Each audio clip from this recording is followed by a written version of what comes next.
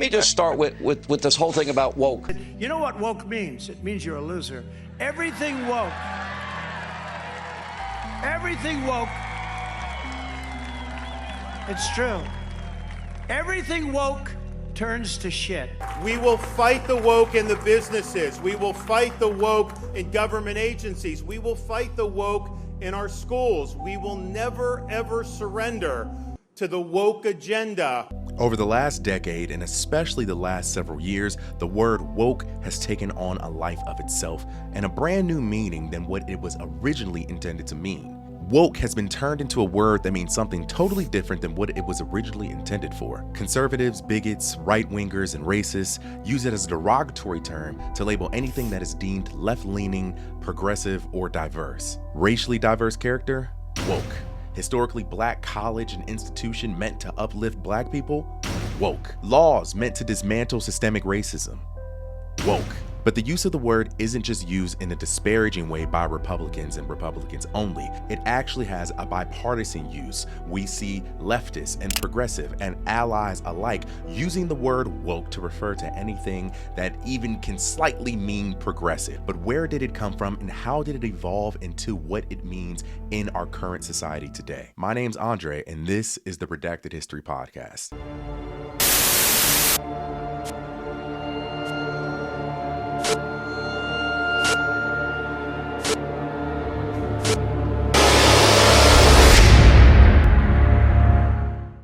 So in order to understand the origins of the word woke, what it meant back then and what it means now, and how we got here, we have to go back in time.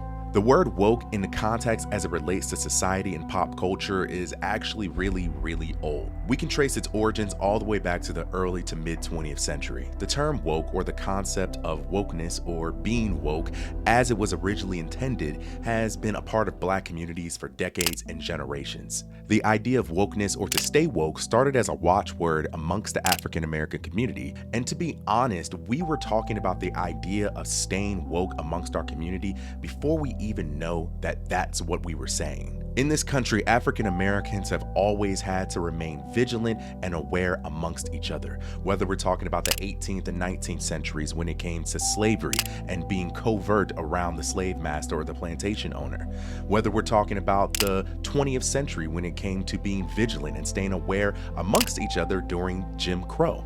Or we're talking about the late 20th century to present day, when we're talking about dismantling systemic and covert racism, the over-policing of our neighborhoods, or navigating the corporate America world. For the last 400 years, we have had to work amongst our communities to watch out for one another, and in essence, that's where the original meaning of the word woke derived from.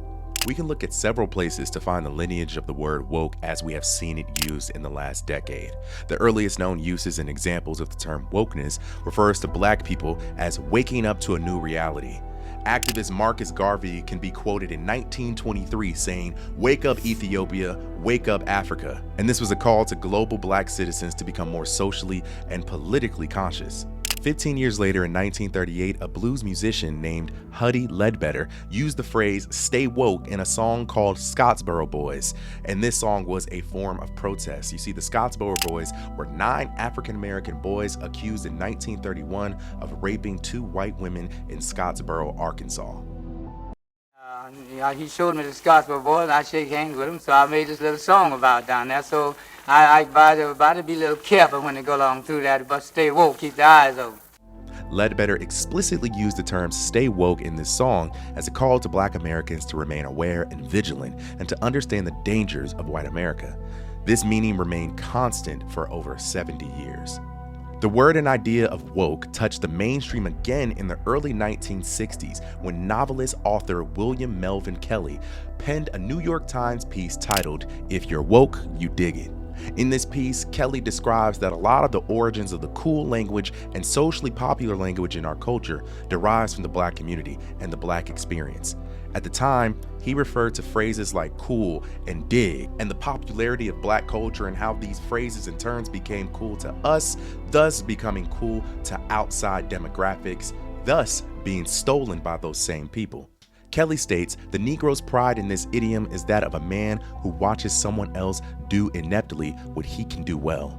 The Negro laughs at white people who try to use his language. He experiences the same glee when he witnesses a white audience at a jazz concert clapping at the first and third beat. The American Negro feels he can, on the spur of the moment, create the most exciting language that exists in any English-speaking country today." He says to be woke is to have a native relationship to Black language, culture, knowledge, and social issues. Kelly was basically a psychic because he would go on to argue that Black language and culture is being constantly stolen, appropriated, and misused, and that by the time the word is stolen, we've already created a new one. And he argues the importance of the Black community having these sacred words and phrases for protection. He said, if your master did not know what you were talking about, he could not punish you, and you could maintain your ignorance and innocence. And that brings us to present day, where we see the word woke being used in 2023 in a completely different way than what Kelly was describing in 1962. The word and phrase woke or stay woke remained dormant and private to the Black community for the next 40 years. However, the phrase regained steam in the mainstream after Erykah Badu released a remix of the song Master Teacher on her 2008 album New America Part 1. But the phrase gained all new life after 2014 after the fatal shooting of Michael Brown and the subsequent unrest in Ferguson, Missouri, and across the entire nation. And after that, the word woke or stay woke took on a completely new life alongside the Black Lives Matter movement. And somewhere between 2014 and now, we've seen the word woke devolve into something insidious, and we've seen it weaponized over and over again against the Black community. Ironically, just like William Kelly said it would be, all the way back in 1962. The word has become ammunition used on the social and political battlefield across the nation.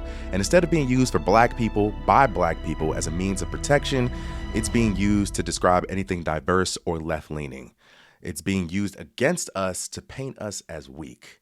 So remember that the next time you listen to your favorite conservative commentator or politician use the word woke. Until next time. This video was sponsored by my lovely, amazing, and awesome patrons on Patreon. If you want to support this YouTube channel and the podcast in a completely different way and a more personable way, consider going over to the Patreon linked in the description below.